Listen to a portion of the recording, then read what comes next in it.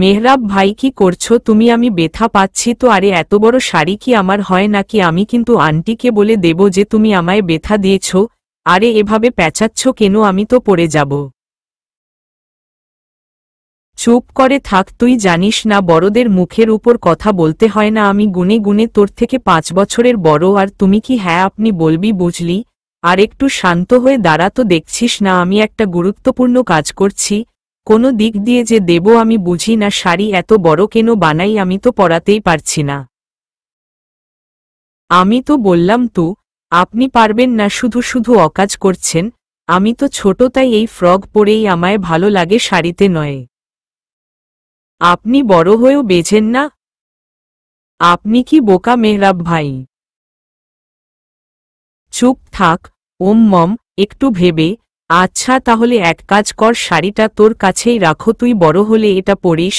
আবার হারিয়ে ফেলিস না যেন। অনেক কষ্ট করে টাকা জমিয়ে কিনেছি আমি। হারিয়ে ফেললে তোর কি অবস্থা করব সেটা কল্পনাও করতে পারবি না। আচ্ছা ঠিক আছে, শুকনো ঢোক গিলে বলল মাহি। আর শোন, আমায় মেহরাব ভাই বলবি না, জানিস না বড়দের নাম ধরে ডাকতে হয় না। আমি ক্লাস 7-এ পড়ি আর তুই 2-তে। এবার বুঝলি আমি তোর থেকে কত বড়। তাহলে কি বলে ডাকবো? শুধু ভাই? না, তুই বরং আমায় প্রেম বলে ডাকবি বুঝলি। আর আমি তোকে পুতুল বউ বলে ডাকব। প্রেম কি? আর আমাকে তো সবাই বাররবি ডল বলেই ডাকে, তাহলে আপনিও আমাকে ওটা বলেই ডাকবেন। ধুর, সবাই যেটা করে এই মেহরাব সেটা করে না বুঝলি। আমি সব সময় অন্যের থেকে আলাদা। আরে একটা জিনিস তো বলেই গেছি, ওটা না দিলে তো আমার আবার ঘুমই হবে না। না, তুমি কিন্তু মোটেও আমায় চিমটি দিবে না।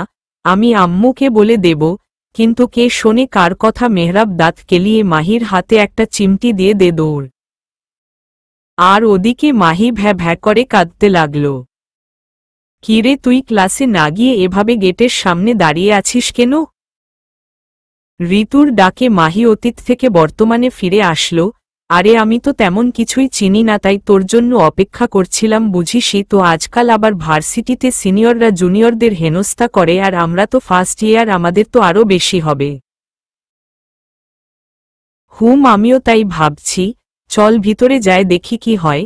এই বলে মাহি আর ঋতু ভিতরে আসলো। এটা অনেক বড় একটা ভার্সিটি, অনেকটা এরিয়া জুড়ে। সামনে আবার একটা বিশাল বড় মাঠ।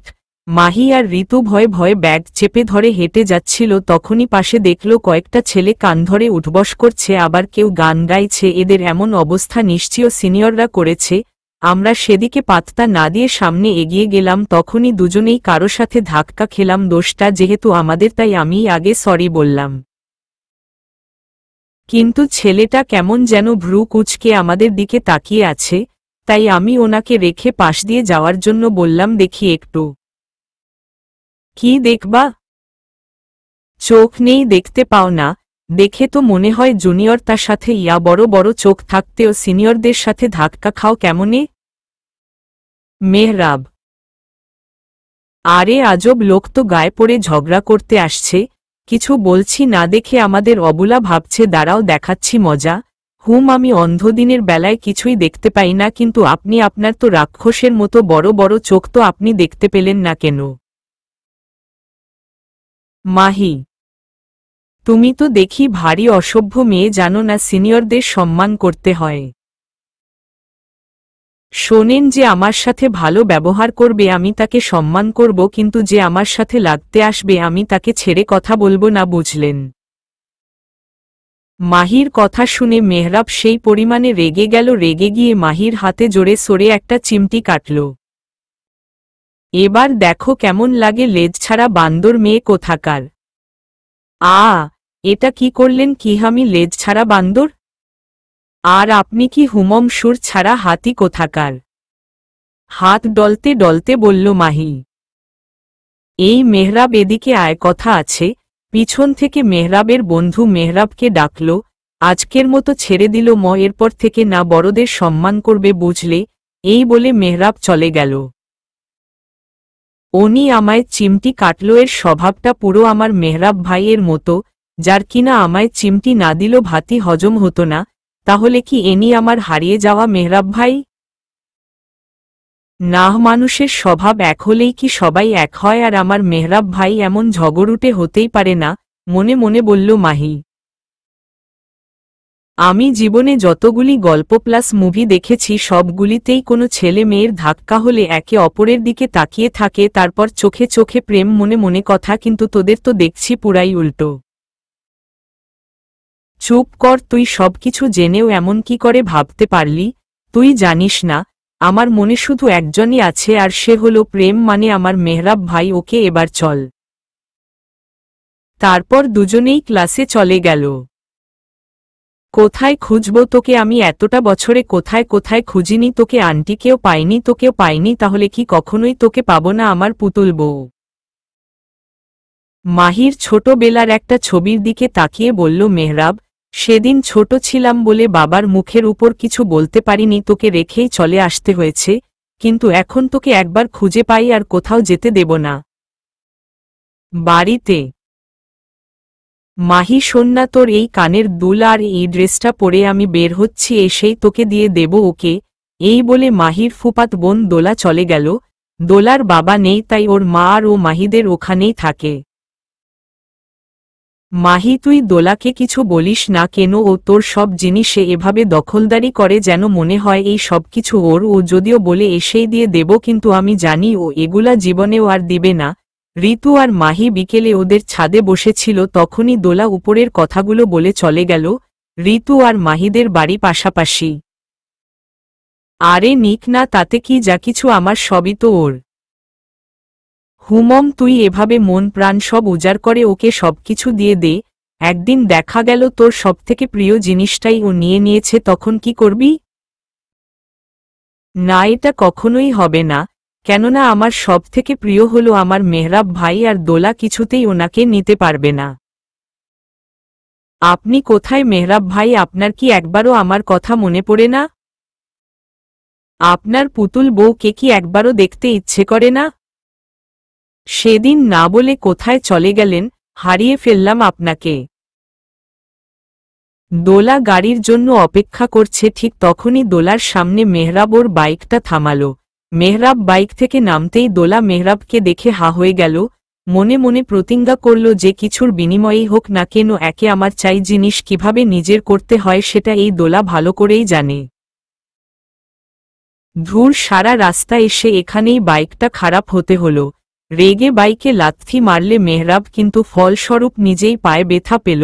তারপর বাইকটা নিয়ে হাঁটতে হাঁটতে চলে গেল।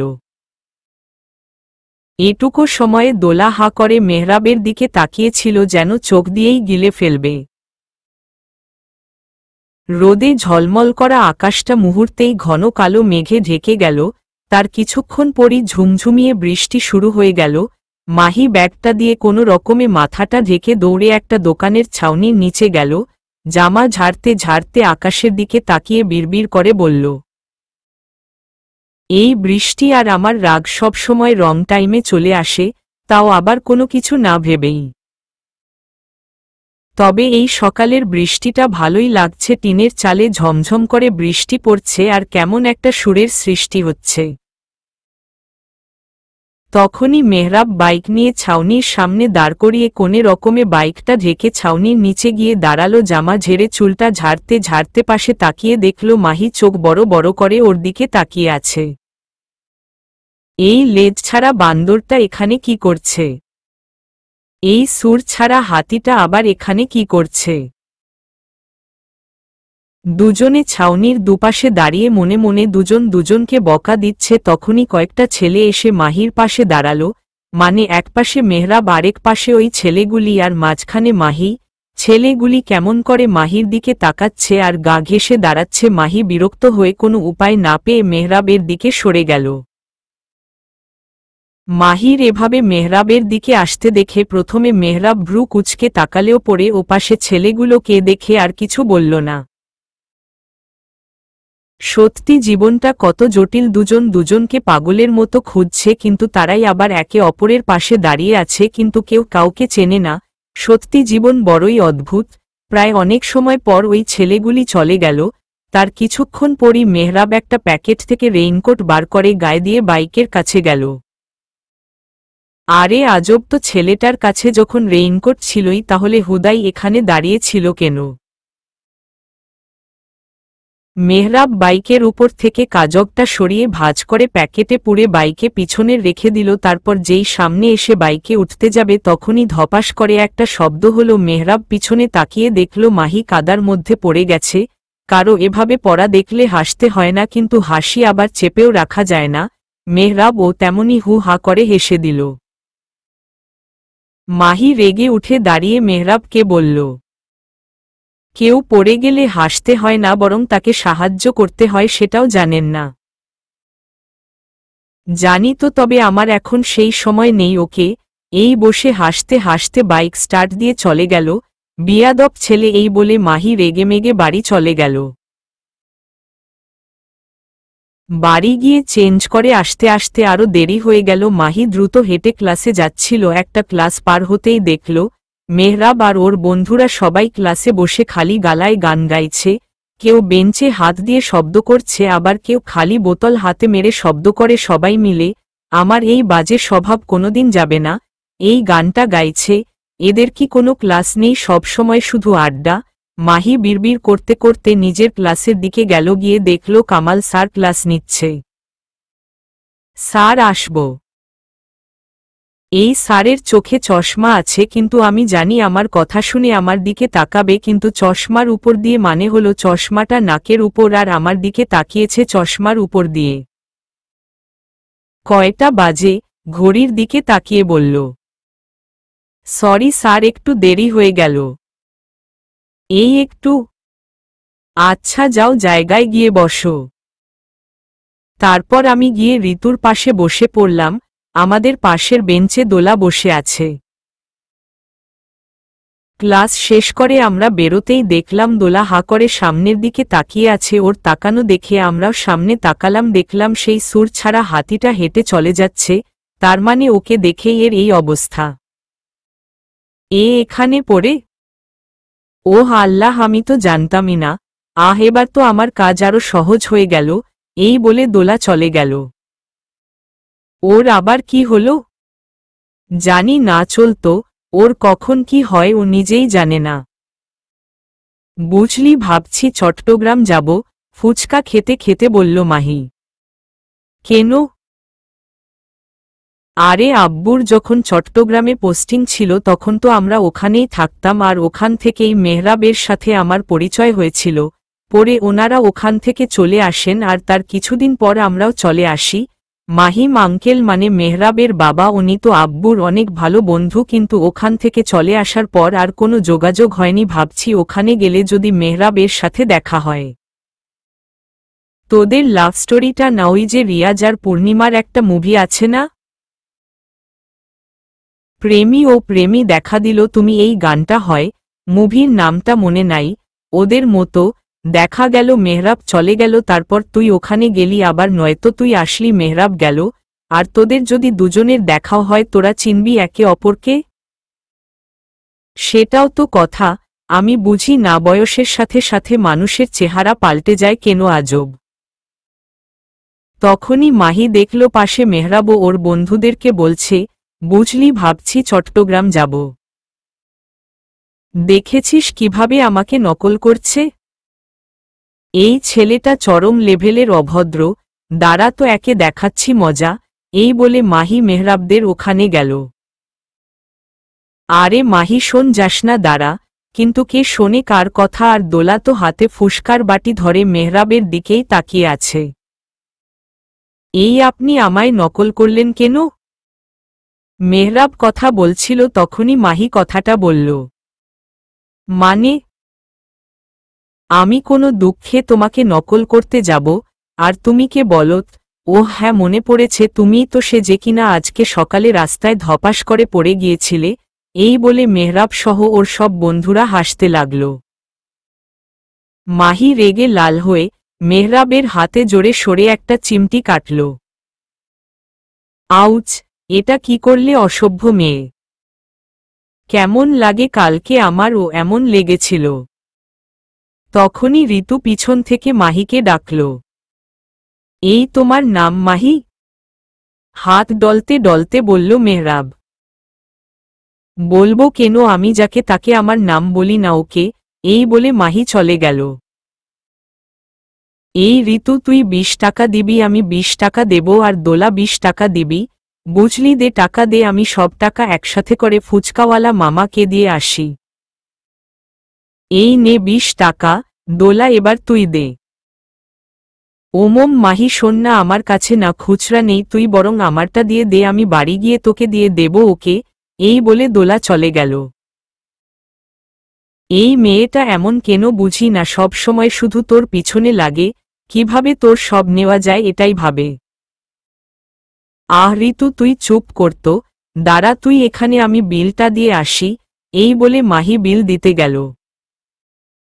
আচ্ছা, তুমি কোনো ঋতু, বসন্ত, হেমন্ত নাকি বর্ষা, কোনটা? পিছন থেকে কেউ একজন বলল কথাটা। এই কে রে? পিছনে তাকিয়ে বলল ঋতু। হাই, আমি রোহান, তুমি তো ঋতু, তাই না? আচ্ছা, বলছি কি, তোমার বান্ধবী, ওর নাম কি? আপনাকে কেন বলবো, আর তাছাড়া আমি আপনাকে চিনি না, আর আমি অচেনা কাউকে নিজের নাম বলি না।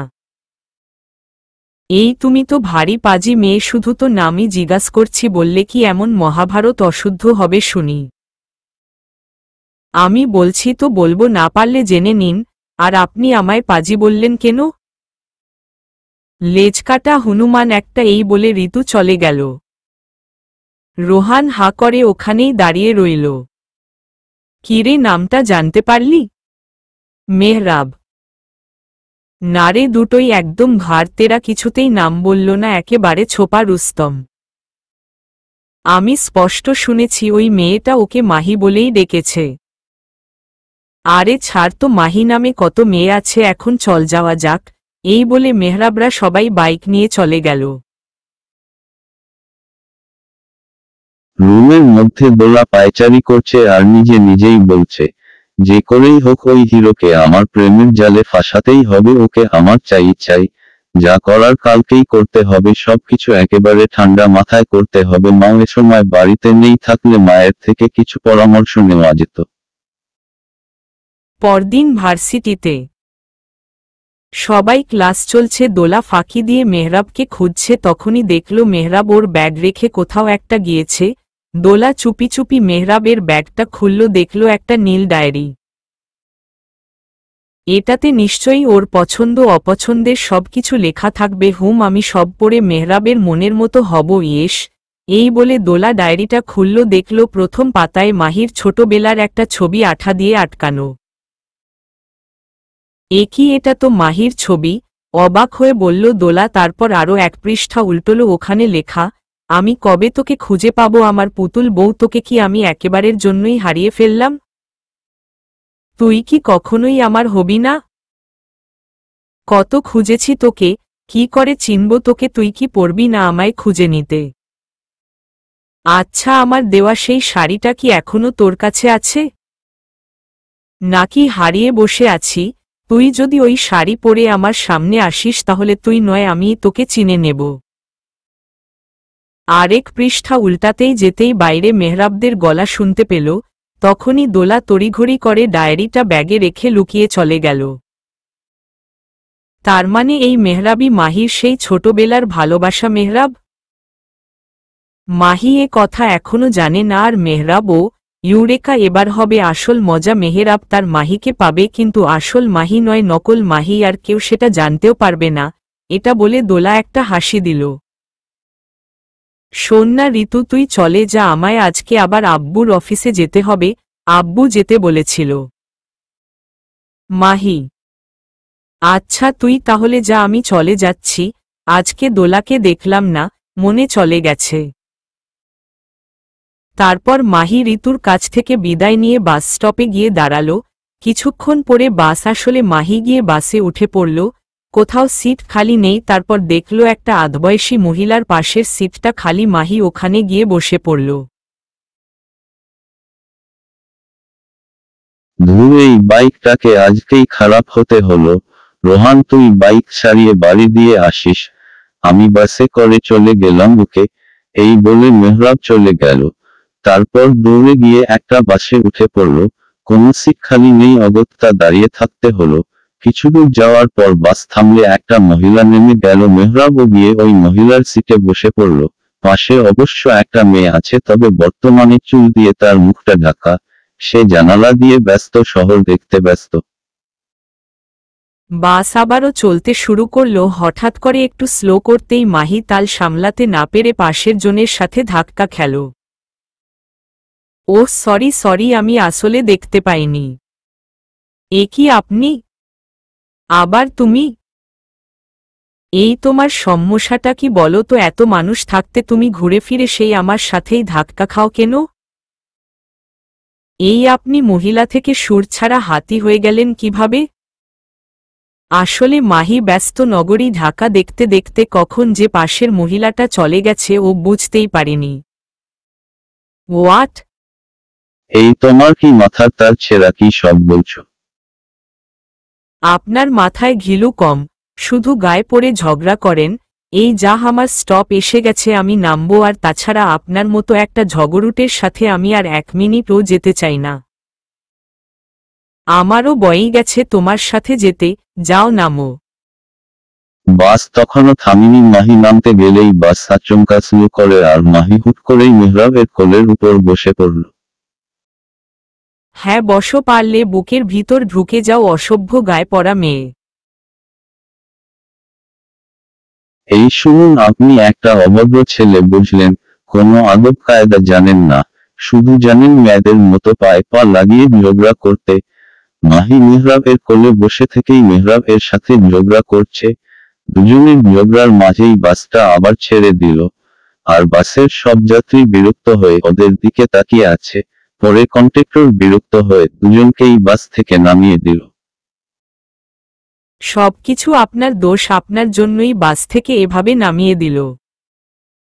একদম মিথ্যা বলবা না, সব দোষ তোমার। তুমি প্রথমে ঝগড়া শুরু না করলে তো আর আমি শুরু করতাম না। ওরা রাস্তায় দাঁড়িয়ে ঝগড়া করছে, তখনই পাশ থেকে একজন লোক বলল, তোমাদের কি নিয়ে ঝগড়া হচ্ছে জানি না, তবে স্বামী স্ত্রী এভাবে রাস্তায় দাঁড়িয়ে ঝগড়া না করে বাড়ি গিয়ে সব মিটমাট করে নাও, যাও। এ আমার স্বামী? ছি, আমার চয়েজ এতটাও খারাপ নয়।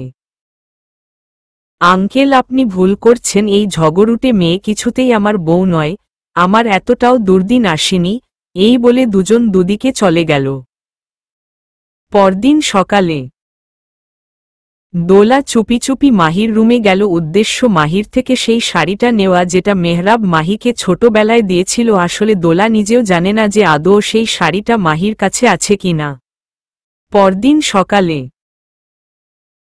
দোলা চুপি চুপি মাহির রুমে গেল। উদ্দেশ্য মাহির থেকে সেই শাড়িটা নেওয়া, যেটা মেহরাব মাহিকে ছোটবেলায় দিয়েছিল। আসলে দোলা নিজেও জানে না যে আদৌ সেই শাড়িটা মাহির কাছে আছে কিনা।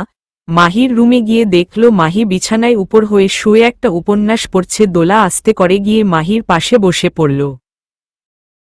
এই নে মাহি, তোর কাছ থেকে সেদিন যে জামাটা নিয়েছিলাম সেটা, আর ওই দিনের ফুচকার 20 টাকা।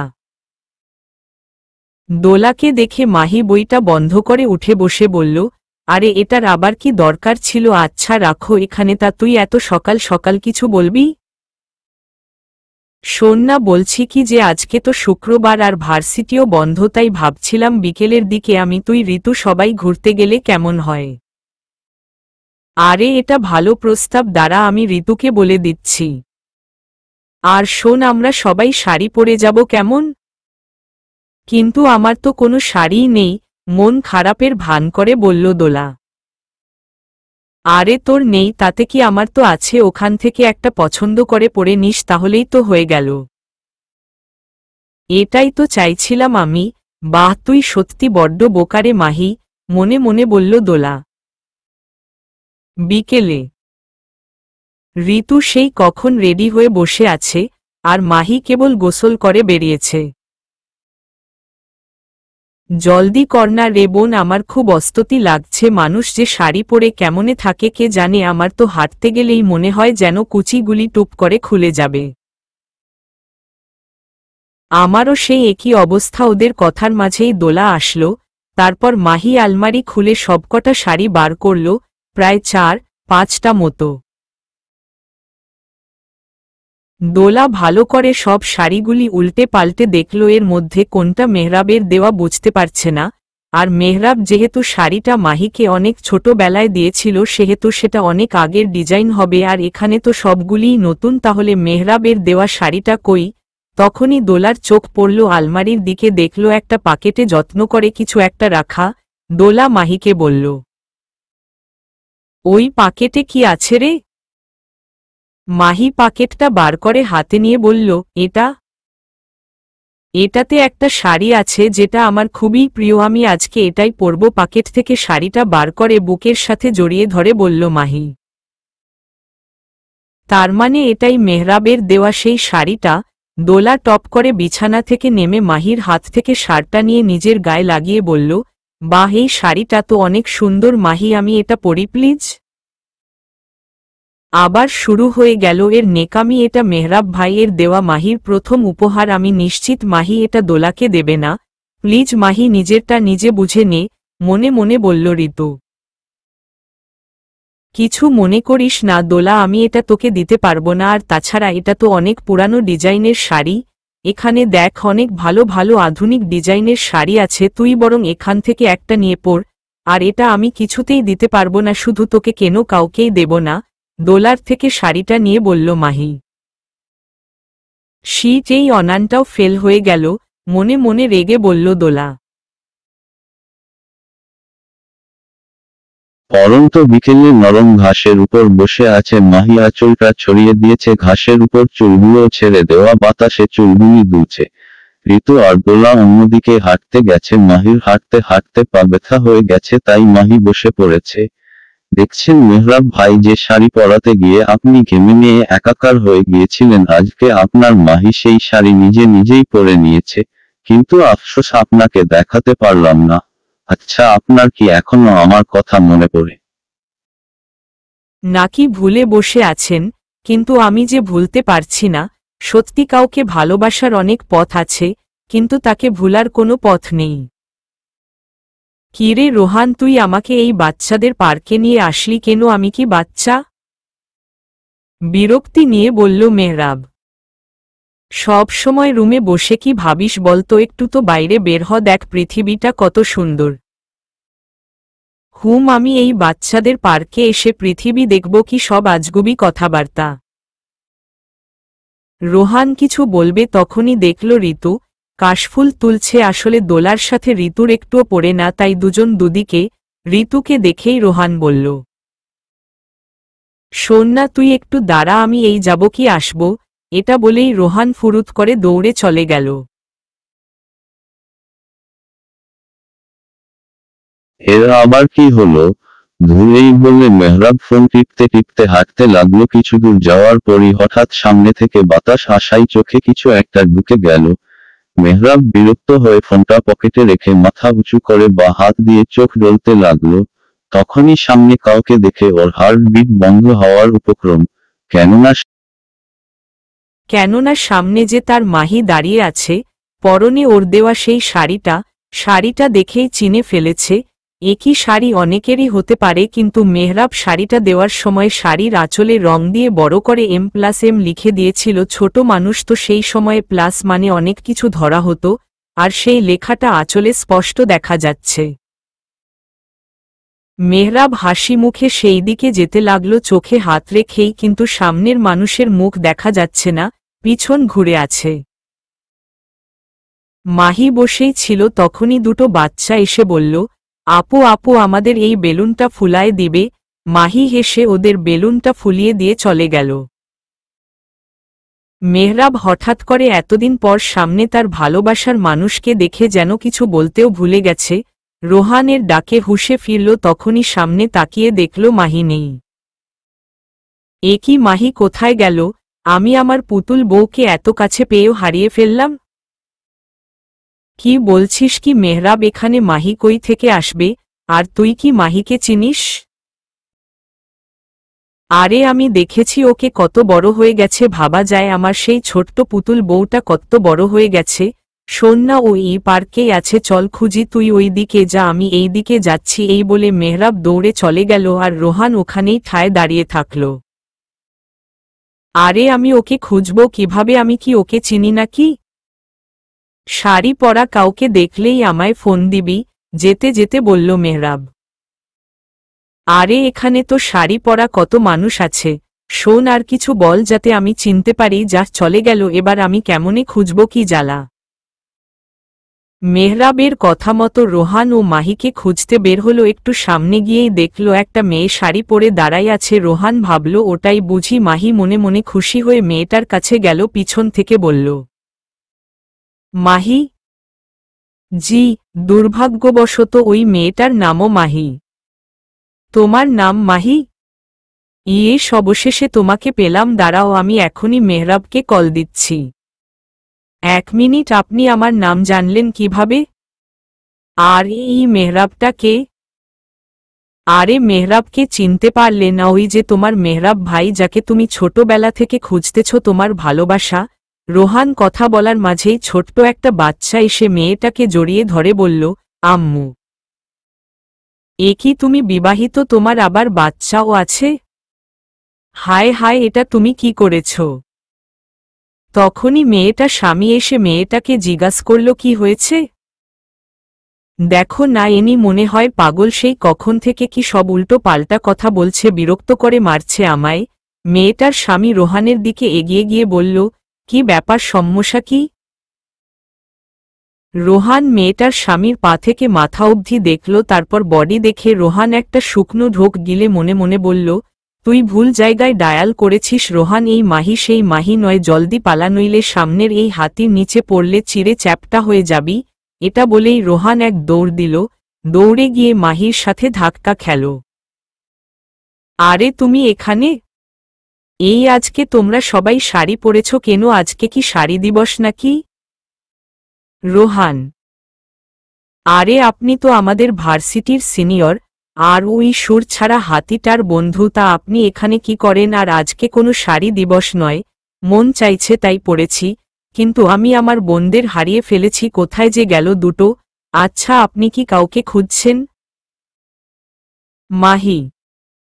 রোহান কিছু বলবে তখনই পিছন থেকে দোলা মাহিকে ডাকল, এই কিরে, বাড়ি যাবি না? অনেক দেরি হয়ে গেছে, চল। হ্যাঁ যাব তো, কিন্তু এই ঋতুটা আবার কোথায় গেল? না, মাহিকে খুঁজে পাচ্ছি না। দোলা দুজনেই হাওয়া কোথায় যে গেল। কথাগুলো বলতে বলতে সামনে যাচ্ছিল ঋতু, তখনই কারো সাথে ধাক্কা খেল। ও সরি সরি, আরে ভাইয়া আপনি? মেহরাব সামনে তাকিয়ে দেখল ঋতু এনেও দেখি আজকে শাড়ি পরেছে। এ যখন এখানে, তাহলে এর সাথে এর ওই লেজ ছাড়া বান্দর বান্ধবীটাও থাকবে। এই তোমরা দুই বান্ধবীর সমস্যা কি বলতো? আমাকে দেখলেই শুধু ধাক্কা খাও যত সব। এই বলে মেহরাব চলে গেল। যাহ বাবা, চলে গেল, আমি আবার কি করলাম? তারপর ঋতু মাহিকে খুঁজে পেল আর সন্ধ্যার আগে আগেই বাড়ি ফিরে গেল। মেহরাব পার্ক বন্ধ হওয়া অবধি মাহিকে খুঁজল, কিন্তু পেল না। অবশেষে হতাশ হয়ে রোহানের সাথে চলে গেল। পরদিন ভার্সিটিতে যাওয়ার জন্য রেডি হচ্ছে মাহি। দোলা আগে আগেই চলে গেছে, ইদানিং ও আগে আগেই ভার্সিটিতে যায়। মাহি রেডি হওয়ার মাঝেই মাহির মা সীমা এসে মাহিকে বলল, হারে তুই তো রাস্তা বাজার এসবের মধ্যে দিয়েই ভার্সিটিতে যাস, তা কখনো তোর মাহিম ভাই বা মেহরাবের সাথে দেখা হয়নি? বিছানায় বসে বলল সীমা। কি বলো মা, এটা হলো ঢাকা, কোনো গ্রাম নয়। এত বড় শহরে কোথায় মাহিম আঙ্কেল থাকে সেটা আমরা জানব কিভাবে বলো? আর মেহরাব ভাই? ওনার সাথে দেখা হলেও তো চিনব না আমি। সেই কত বছর আগে ওনাকে দেখেছি, এতদিনে যেমন আমিও বড় হয়েছি তেমন উনিও তো অনেক বড় হয়ে গেছে বলো। হ্যাঁ তাও তো কথা, তুই তো মনে হয় মাহিম ভাইকে দেখলেও চিনবি না, সেই কোনো ছোটবেলায় দেখেছিস। আরে আমি চিনব আম্মু, আব্বুর সাথে আঙ্কেলের একটা ছবি আছে না? আমি দেখেছি। আরে সেটা তো সেই কবে তোলা, এখন তো মাহিম ভাই বুড়ো হয়ে গেছে, বুঝলাম না সেদিন মেহরাবরা যাওয়ার পরে আর কোনো যোগাযোগ করল না কেন? তোর বাবা তো মাহিম ভাইয়ের উপর সেই রকম ক্ষেপে আছে। ওটা রাগ নয় আম্মু, ওটা অভিমান, বন্ধুর উপর অভিমান হয়েছে। আচ্ছা আমি এখন গেলাম, বলো দেরি হয়ে যাচ্ছে আমার। আচ্ছা সাবধানে যাস। আচ্ছা, এই বলে মাহি চলে গেল। ঋতু বলেছিল রাস্তায় থাকবে, কই ওকে তো দেখছি না। তখনই পিছন থেকে ঋতু মাহিকে ডাকল। কিরে, তোর না এখানে দাঁড়ানোর কথা ছিল, তাহলে তুই ওদিকে কই গিয়েছিলি? আরে এখানে একটা কুকুর শুয়েছিল তাই ওদিকটাই গিয়ে দাঁড়াইছিলাম, নে চল এখন। এই বলে দুজনে হাঁটতে লাগলো। এখানে রিকশা পাওয়া যায় না, তাই একেবারে বড় রাস্তায় গিয়ে রিকশা নিতে হবে। ঋতু আর মাহি হেঁটে গলি ছেড়ে রাস্তায় উঠতেই দেখল সামনে অনেক মানুষের ভিড়। ওখানে কি হয়েছে বলতো? কি জানি, চলতো গিয়ে দেখি। এই বলে মাহি আর ঋতু সামনে গিয়ে দেখল একটা অ্যাক্সিডেন্ট হয়েছে, সম্ভবত গাড়িটা নিয়ন্ত্রণ হারিয়ে রাস্তার পাশে থাকা গাছের সাথে ধাক্কা লেগেছে। গাড়ির সামনে থেকে ধোঁয়া বার হচ্ছে, গাড়ির ভিতরে কে আছে দেখা যাচ্ছে না। এত মানুষ এখানে, কিন্তু কেউ গাড়ির ভিতরে থাকা মানুষকে সাহায্য করছে না। শহরে এই এক সমস্যা, কেউ ঝামেলায় পড়তে চায় না। আমরা দুজন মেয়ে, আমরা আর কি করব, তবুও সাহস করে এগিয়ে গেলাম। মাহি, যাস নাকি? বলতে কি হয়ে যায়, দেখছিস তো কেউ এগোচ্ছে না, আমরা গেলে যদি কোনো সমস্যায় পড়ি। আরে তুই অন্তত অন্য সবার মতো কথা বলিস না, তোর যাওয়ার না হলে তুই থাক, আমি একাই যাচ্ছি। না দাঁড়া, আমিও যাব। তারপর আমি আর ঋতু এগিয়ে গিয়ে গাড়ির দরজা খুললাম, দেখলাম গাড়িতে একজন মধ্যে বয়স্ক লোক, উনি একাই জ্ঞান হারিয়ে স্টিয়ারিং এর উপর মাথা দিয়ে আছে। আমি ওনার কাঁধে হাত দিয়ে ওনাকে সোজা করিয়ে সিটে বসালে দেখলাম কপাল কেটে রক্ত বার হচ্ছে। মনে হয় জ্ঞান হারিয়েছে। কি করবি এখন? চল ওনাকে নিয়ে হসপিটালে যায়। তারপর ওখানকার লোকজনের সাহায্যে ওনাকে নিয়ে হসপিটালে নিয়ে গেলাম। ডাক্তার ওনাকে দেখতে লাগল। ঋতু ওনার গাড়ি থেকে ওনার ফোনটা নিয়ে আসছে, কিন্তু সমস্যা, ফোন তো লক করা, কাউকে কল দিব কেমনে? তখন ওনার ফোনটা বেজে উঠল। এই মাহি দেখ, মিতা নামে কেউ কল দিয়েছে, কি করব? কই দেখি, দে আমাকে দে। এই বলে আমি ফোনটা রিসিভ করলাম। ঋতুর কাছ থেকে ফোনটা নিয়ে রিভিজ করলাম। দেখলাম একটা মেয়ের কণ্ঠ, সালাম দিয়ে ওনার সাথে কথা বলে জানতে পারলাম যে অ্যাক্সিডেন্ট করছে এনি ওনার স্ত্রী। তারপর ওনাকে হসপিটালের ঠিকানাটা দিল উনি বললেন যে উনি কিছুক্ষণের মধ্যেই আসছেন। কথা শেষ করে আমি আর ঋতু চেয়ারে গিয়ে বসলাম। আজকে আর ভার্সিটি যাওয়া হলো না, অনেক দেরি হয়ে গেছে, এখন আর যাওয়া যাবে না। এই মাহি, কি ভাবছিস? ওমম, কিছু বললি? আমি বকবক করেই যাচ্ছি, তোর তো দেখি কোনো হুঁশি নেই, কি এত ভাবছিস শুনি? আমার কেন জানি মনে হচ্ছে আমি এই লোকটাকে কোথাও একটা দেখেছি, কিন্তু মনে করতে পারছি না, ভেবে বলল মাহি। কি যা তা বলছিস তুই, আবার এনাকে কোথায় দেখবি? তাও তো কথা। আমরা কথা বলার মাঝেই একজন মহিলা ছুটতে ছুটতে এদিকে আসছে। মহিলাটাকে দেখে মনে হচ্ছে কম বয়সে, উনি বেশ সুন্দরী ছিল, এখনও ওনাকে দেখে বোঝা যাচ্ছে। কোথায় কোথায় উনি? কি হয়েছে ওনার? অস্থির হয়ে জিজ্ঞাস করলেন মহিলাটা। আপনি অস্থির হবেন না, আমি আপনার সাথে কথা বলেছিলাম আর ডাক্তার বলেছে উনি একদম ভালো আছে, কিছুক্ষণ পরই জ্ঞান ফিরবে, আপনি চাইলে দেখা করতে পারেন। তোমাদের অনেক ধন্যবাদ মা, তুমি আজকে আমার অনেক বড় উপকার করলে। এই বলে মহিলাটা আমার মাথায় হাত বুলিয়ে কেবিনের ভিতরে চলে গেল। ঋতু সেন না আমার না? এই মহিলাটাকে দেখে মনে হচ্ছে। আমাকে আর বলতে না দিয়ে ঋতু বলল, এনাকেও তোর চেনা চেনা মনে হচ্ছে, তাই তো? আমি মাথা উপর নিচ করে বললাম, হুমম। মজা করিস আমার সাথে? রেগে বলল ঋতু। রাগ করিস না প্লিজ, আমি যা ভাবছি সেটাই যদি হয় তাহলে তো কেল্লাফতে হয়ে যাবে। কি বলছিস কি, তুই পাগল হয়ে গেছিস? আয় আমার সাথে। এই বলে আমি ঋতুকে নিয়ে হসপিটাল ছেড়ে সোজা বাড়িতে চলে আসলাম। এরই মাঝে ঋতু আমায় প্রশ্ন করে কান ঝালাফালা করে দিচ্ছে। আমি বাড়ি এসে সোজা আম্মুর রুমে চলে গেলাম। আম্মু, আব্বু আর আঙ্কেলের তোলা সেই ছবিটা দাও তো আমার কাছে। কেন, কি করবি? আরে কোথায় আছে বলতো আগে। কোথায় আর থাকবে, আলমারিতে। আম্মুর কথা শুনে আমি ব্যাগটা বিছানায় রেখে সোজা আলমারির কাছে চলে গেলাম। তারপর আব্বু আর আঙ্কেলের তোলা সেই ছবিটা খুঁজতে লাগলাম। কিরে ঋতু, তোরা ভার্সিটিতে যাসনি? এভাবে ফিরে আসলি কেন? আর মাহি এসব কি করছে? আম্মু ফিসফিস করে ঋতুকে জিজ্ঞাস করল। আমি কিছুই জানি না আন্টি, তোমার মেয়ে পাগল হয়ে গেছে, কখন কি করে নিজেই জানে না। এখন চুপচাপ দেখা ছাড়া কিছু করার নাই। ওদের কথা বলার মাঝেই আমি জোরে চিৎকার করে নাচা শুরু করলাম। কিরে এমন করছিস কেন, কি হয়েছে? আম্মু তুমি জলদি রেডি হয়ে নাও, আমরা এক জায়গায় যাব। না না, রেডি হওয়া লাগবে না, যেমন আছো অমনি চলো। আরে কোথায় যাবি সেটা তো বল। আরে তুমি গেলেই বুঝতে পারবা, চলো চলো। আরে কাপড়টা তো বদলাতে দে। না না, শাড়ি চেঞ্জ করতে গেলে অনেক দেরি হয়ে যাবে, যদি ওনারা চলে যায় তার চেয়ে বরং তুমি এভাবেই চলো। আম্মুর হাত ধরে টেনে নিয়ে গেলাম। এই গাধি, তুই এভাবে দাঁড়াই আছিস কেন, চল। এই বলে আমি আম্মু আর ঋতুকে নিয়ে আবার সেই হসপিটালে চলে আসলাম। তারপর ওই লোকটাকে যেই কেবিনে ভর্তি করেছিলাম সেই কেবিনে চলে গেলাম। দেখলাম উনি এখন একটু সুস্থ, বালিশে হেলান দিয়ে বসে আছে আর সেই মহিলাটা ওনাকে খাইয়ে দিচ্ছে। মাহিম ভাই, মিতা আপু। ওনাদের দেখেই আম্মু কথাটা বলল।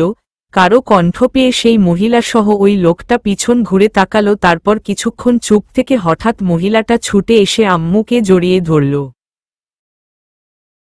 এবার আমি শিওর হলাম এটাই মাহিম আঙ্কেল আর মিতা আন্টি। ওফ, কি খুশি লাগছে, অবশেষে আমি আমার মেহরাবকে পাব। কত বছর পর ওনাকে দেখব। তারপর আম্মু মিতা আন্টিকে বলল আমি মাহি। মিতা আন্টি এসে আমাকে জড়িয়ে ধরে বলল, বাহ, আমার সেই ছোট্ট মাহিটা কত বড় হয়ে গেছে। কপালে চুমো দিয়ে বলল। তারপর অনেক কান্নাকাটি হলো। আমি সবাইকে বললাম কিভাবে আঙ্কেলকে পেলাম, আর আঙ্কেলও বলল যে ওনার গাড়ির ব্রেক ফেল হয়ে গেছিল। আচ্ছা ভাই, সেদিন কি এমন হলো যে আপনারা চলে আসার পর আর কোনো যোগাযোগই করলেন না? সীমা: আর বলো না, ওই দিন আমরা আসার পথে আমাদের গাড়ির ছোট্ট একটা অ্যাক্সিডেন্ট হয়েছিল। ভাগ্যক্রমে আমরা বেঁচে গেলেও গাড়িটা বাঁচিনি, সোজা বাস্ট হয়ে গিয়েছিল আর গাড়ির মধ্যে ব্যাগে সবকিছুই পড়ে গিয়েছিল, তাই তার ফোন দিতে পারিনি।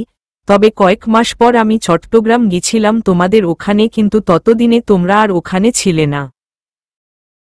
কি একটা ভয়াবহ অবস্থা। আপনারা আসার পর পরই মাহির আব্বুর ঢাকায় বদলি হয়ে গেল আর আমরাও সপরিবারে চলে আসলাম। আম্মুরা কথা বলছে, আমি আন্টির পাশে বসে আছি, আন্টি আমায় জড়িয়ে ধরে বসে আছে। ঋতু বেচারি পাশের চেয়ারে বসে আছে। ওকে বেচারি বললাম কেননা ও না এখান থেকে যেতে পারছে, না থাকতে পারছে। ও নিজেকে আমাদের মাঝে কাবাব মে হাড্ডি মনে করছে। আমি মনে মনে উসখুস করছি যে ওনারা কখন মেহরাব ভাইয়ের কথা বলবে। তার চেয়েও বড় কথা, আঙ্কেলের এমন একটা অ্যাক্সিডেন্ট হয়ে গেল আর উনি এখনো এলো না। তখনই আম্মু জিজ্ঞাস করল, আমাদের মেহরাব কোথায়? ওকে তো দেখছি না, এতদিনে তো মনে হয় অনেক বড় হয়ে গেছে, কোথায় ও? ওর কথা আর বলো না, ও আজকে সকালেই সব বন্ধুরা মিলে সেই কোথায় যেন ঢাকার বাইরে ঘুরতে গেছে, তাও বাইক নিয়ে। আমি অবশ্য ওকে বলেছি ফোনে, ও আসছে, রাস্তায় আছে। আমার তো মনে লাড্ডু ফুটছে। ওফ, আর দেরি সহ্য হচ্ছে না, কখন যে ওনাকে দেখব। আঙ্কেলের বেশি কিছু হয়নি বলে হসপিটাল থেকে আঙ্কেলকে ছেড়ে দিয়েছে। এখন আমরা সবাই গাড়িতে আছি, উদ্দেশ্য আঙ্কেলদের বাড়ি যাওয়া। আব্বুকেও ফোন করে ঠিকানা দিয়ে বলেছি এখানে চলে আসতে, কাজ আছে। ঋতু আমাদের সাথে যাচ্ছে, ওরও আমার মতো ইচ্ছে মেহরাব ভাইকে দেখার। অবশেষে আমরা আঙ্কেলদের বাড়িতে আসলাম। বাড়িটা দেখতে ভালোই, তবে ওনারা এখানে আমাদের মতোই ভাড়া থাকেন, আসল বাড়ি তো চট্টগ্রামে। 5 তালা বিশিষ্ট বড় একটা অ্যাপার্টমেন্ট, 3 তালায় আঙ্কেলরা থাকেন। আমরা গাড়ি থেকে নেমে লিফটে উঠে সোজা ওনাদের ফ্ল্যাটে চলে আসলাম। অনেক বড় একটা ফ্ল্যাট। আমরা গিয়ে সোফায় বসলাম। আন্টি ভিতরে গেলেন আমাদের জন্য নাস্তা আনতে। ততক্ষণে আমি আম্মু, আঙ্কেল আর ঋতু ড্রয়িং রুমে বসে গল্প করছিলাম। আঙ্কেল আমাকে এটা ওটা জিজ্ঞেস করছিল। কিছুক্ষণ পর কাজের বুয়া এসে নাস্তা রেখে চলে গেল। আন্টি এসেও আমাদের সাথে যোগ দিল না। আমি একটা জুসের গ্লাস তুলে খেতে লাগলাম। তখনই আন্টি একটা ছবি নিয়ে এসে আম্মুকে বলল, সীমা, তুমি তো সারা রাস্তা মেহরাবকে দেখব বলে আমায় পাগল করে দিচ্ছ। ও তো এখন এখানে নেই, তাই ওর ছবিটাই দেখো বর্তমানে। এই বলে মিতা আন্টি ছবিটা আম্মুর কাছে দিল। আম্মু দেখে বলল, বাহ, আমাদের মেহরাব তো অনেক সুন্দর হয়েছে দেখতে, মাশাল্লাহ, কারো যেন নজর না লাগে। আমি জুস মুখে দিয়ে শুধু উকি ঝুঁকি মারছি এক পলক দেখার জন্য, কিন্তু দেখতেই পারছি না। আন্টি, কই কই দেখি আমি। এই বলে ঋতু সীমার কাছ থেকে হাসি হাসি মুখ করে ছবিটা নিল। তারপর মাহির দিকে তাকিয়ে যেই ছবির দিকে তাকালো, তখনই ঋতুর চোখ দুটো বড় বড় রসগোল্লার মতো হয়ে গেল আর মুখটা অটোমেটিক হা হয়ে গেল। কিরে ঋতু, ছবিটা মাহির দিকে ধর, ও একটু দেখুক মেহরাবকে। সীমার কথা শুনে ঋতু মুখ হা করেই ছবিটা মাহির দিকে ধরল। মাহি কেবলই মুখে জুস নিয়েছিল, হাসি হাসি মুখ করে যেই ছবির দিকে তাকালো অমনি মুখ থেকে ফুরুত করে জুসটা পড়ে গেল আর জোরে সরে একটা বেশম খেল। আ আ আন্টি, এনেই কি মেহরাব ভাই? কাশতে কাশতে বলল মাহি। হুমম কেন? মিতার হুমম শুনে ঋতু মাহি দুজন দুজনের দিকে করুণ চোখে তাকালো। এবার কি হবে?